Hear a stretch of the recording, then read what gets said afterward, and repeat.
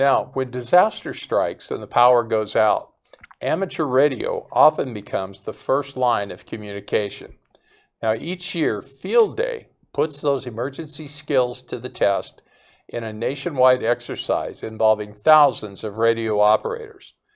And this past June, operators from Wolf Mountain Radio joined the event, setting up off-grid stations and making live contacts across the country, all in the name of emergency preparedness and public service. Now, to tell us more about how this all went, I'd like to welcome Greg Alameda. So, Greg, thank you for being here. You bet. Glad to have you here. Nice to meet you. And I guess, first of all, can you just explain, maybe a lot of people aren't familiar, what is amateur radio? Amateur radio is it's a hobby that a lot of us enjoy. Another aspect of it is it could be a service to the community and at times of need. But essentially, it's a licensed hobby. You have to be licensed through the FCC.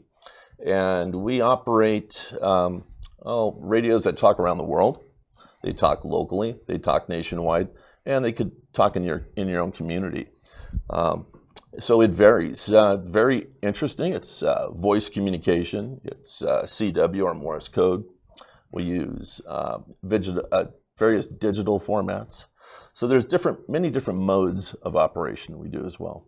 Okay. Now, Wolf Mountain Radio is the local group up here. Mm-hmm. How many members do you have up here? It's interesting. Wolf Mountain Radio became a terminology that we used for operating from the Wolf Mountain location. So it's a group of 4 of us right now that set up a field day operation on Wolf Mountain. And Wolf Mountain is very desirable for us because it's high altitude. It has downward sloping terrain, which we like, and it gives us an enhancement actually in the signal. So we can become very effective in communication for internationally, domestic contacts, countrywide, and all across the world actually from there. Okay. Now, before we go any further, I'm going to ask you about the field day and exactly what went on. But what if a person wanted to get involved doing this? How would they go about doing this? Become an amateur radio operator? Yes. Well, you have to get licensed. So the best way, I think, actually, is to attend a field day event if you can. Mm-hmm. Last week in June, every single year, they have a field day event. They're all over the nation. In fact, there was probably 35,000 operators in the United States who were active that day. I see. So they're all in the different communities. You go visit one of those places, and you can get a taste of amateur radio, and that's kind of what we're looking for. You see what it's all about. There's also schools, Boy Scout troops, things like that can get you involved as well. Yeah, I know. I remember when I was in Boy Scouts, we had to do signaling for our first class badge. And I think I didn't learn Morse code, but I learned semaphore. Yeah, Semaphore? Right. Correct. The flags? Right. I did that. I remember doing that. My mom sewed those flags together for me. Let me ask you this. How would somebody be able to look it up on the internet or whatever and know this field day is coming? There's a website that's it's sponsored by the American Radio Relay League. So you go to the ARRL.com, and that website will give you all the different events throughout the year that they have. Field day is always going to be in the end of June, but it'll tell you all about it and the sites to go to. Okay. They'll tell you where different places are. Like in Nevada County, it'd be up on Wolf Mountain.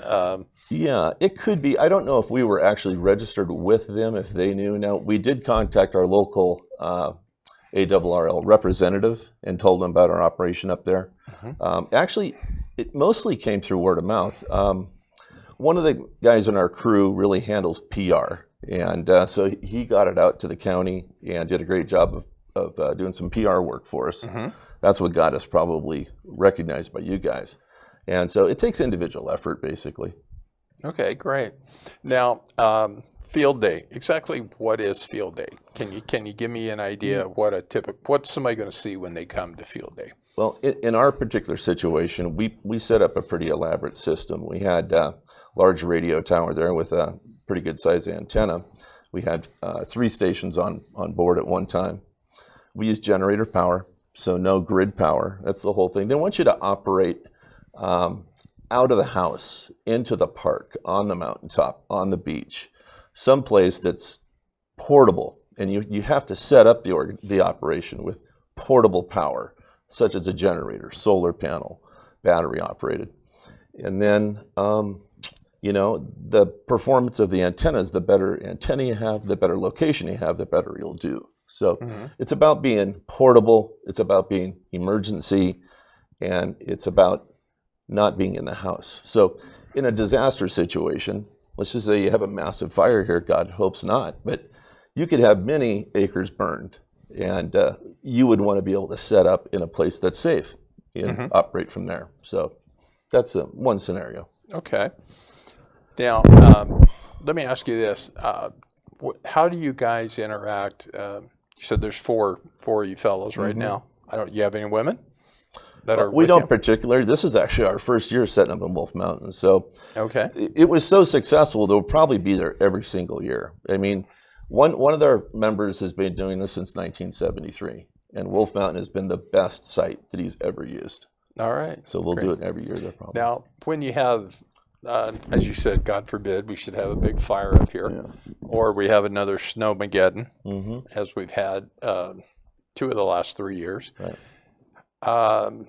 How do you interact with OES, with the sheriff's office, law enforcement, fire, etc.? Well, we're a tool in the toolbox for them. Those coming from fire department, that background, I can tell you that our communication systems are very elaborate. In today's world, we have cellular phones, we have trunk radio systems, we have satellite, so they're pretty robust. But if things do go completely bad, we have this amateur radio service network of operators. There's about 750,000 operators in the United States. So there's a huge network of operators that maintain their own stations. They have their own equipment. And at the end of the day, they are there, if all else fails, basically. Okay. And let me ask you this. What's the difference between amateur radio and like CB radio? Well, CB radio is pretty low power, very few channels. They operate on one band.